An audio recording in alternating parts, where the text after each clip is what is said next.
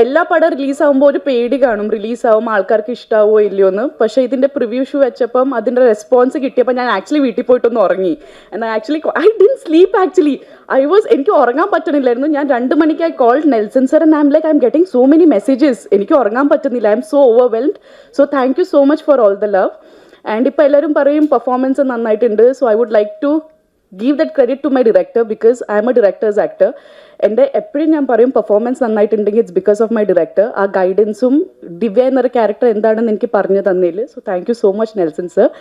അഥർവ ഭയങ്കര ബ്രില്യൻറ്റ് ആക്ടറാണ്, ഭയങ്കര ഡെഡിക്കേറ്റഡ് ആണ്, ഭയങ്കര ഫോക്കസ്ഡ് ആണ്. ഐ ആം സംവൺ ഞാൻ കൂടുതൽ ഫോക്കസ്ഡ് അല്ല.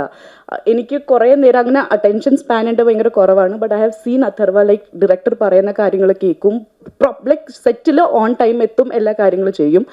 And thank you so much for all the support.